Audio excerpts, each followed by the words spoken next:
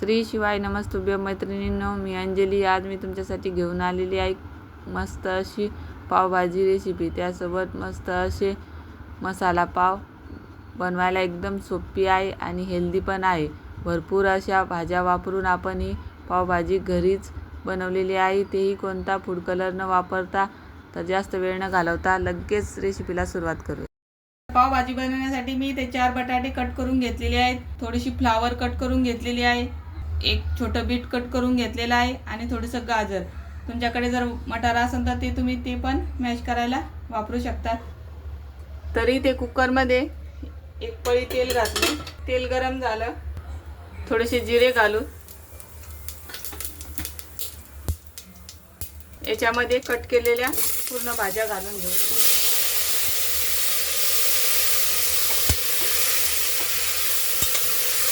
आता 2-3 मिनिटं छान परतून घेऊ. तरी ते मी या सर्व भाज्या 2-3 मिनिटं छान तेलामध्ये परतून घेतलेल्या आहेत. तरी ते मी 2 ग्लास पाणी घातलेलं आहे. आता आपल्याला या भाज्या कुकरला छान शिजवून घ्यायच्या आहेत. आता कुकरच्या इथे आपण 3 ते 4 शिट्ट्या करून घेऊ. तर 5 शिट्ट्या झालेल्या आहेत. आपलं कुकर थंड झालेलं आहे. आता आपण बघूत भाज्या छान शिजलेत का. तर बघू शकता मस्त शिजलेल्या आहेत भाज्या, एकदम मऊसूत शिजल्यात. आता आपण या भाज्या मॅश करून घेणार आहोत. इथं मी रईचा वापर करून या पद्धतीने मॅश करून घेते. तुमच्याकडे आलू मॅशर असेल तर तुम्ही त्याने करू शकता.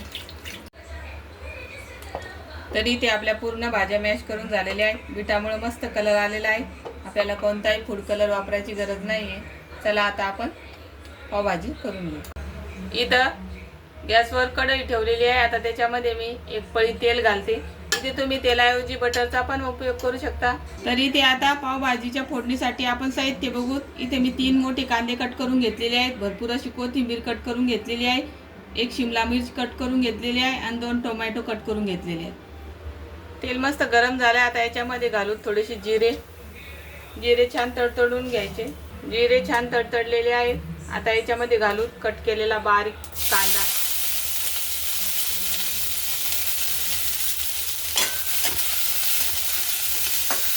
कांदा आपल्याला मस्त सोनेरी रंगावर परतून घ्यायचा आहे.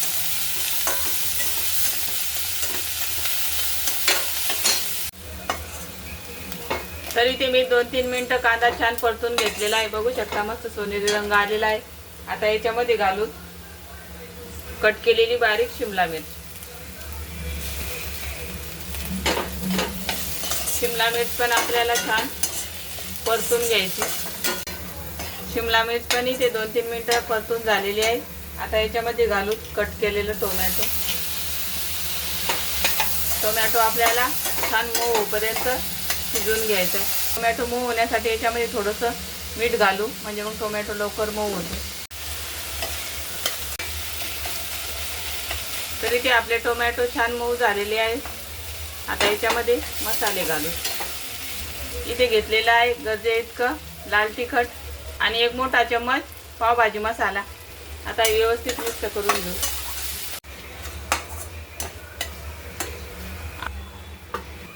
आता याच्यामध्ये घालून मॅश केलेले भाज्या आता हे मसाल्यामध्ये छान मिक्स करून घेऊ.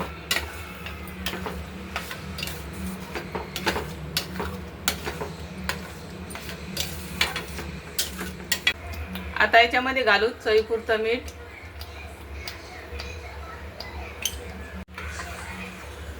तरी ती आपली तयार झालेली आहे मस्त अशी पावभाजी. आता आपण गॅस बंद करू आणि वरतून भरपूर अशी कोथिंबीर घालू. पावभाजी तयार झाली. आता आपण याच्यासोबत खाण्यासाठी पाव गरम करून घेऊ. आता याच्यावर मस्त असं बटर घालू. पावभाजी रेडी झाली. आता आपण त्यासोबत खाण्यासाठी पाव गरम करून घेऊ. तर इथे मी थोडंसं बटर घातलेलं आहे तव्यावर, त्याला छान मेल्ट करून घेऊ. इथं आपलं बटर मस्त मेल्ट झालेलं आहे. आता त्याच्यावर घालू थोडासा पावभाजी मसाला भरपूर अशी कोथिंबीर आणि तयार केलेले पाव याच्यामध्ये छान भाजून घेऊ. आता वरतून थोडं थोडं बटर सोडू.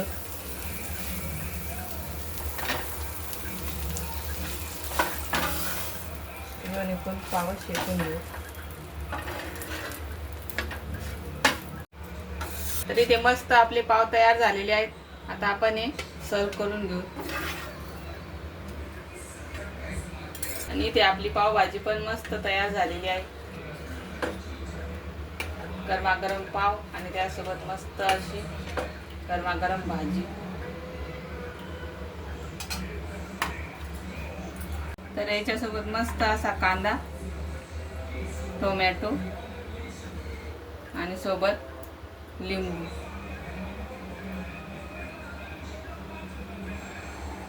वरतून घालून थोडीशी कोथिंबीर. तर तयार झाली मस्त आपली हॉटेलसारखी पावभाजी. तर तुम्हाला ही माझी पावभाजीची रेसिपी कशी वाटली नक्की कमेंटमध्ये सांगा. आणि आवडली असेल तर लाईक, शेअर, सबस्क्राईब करा.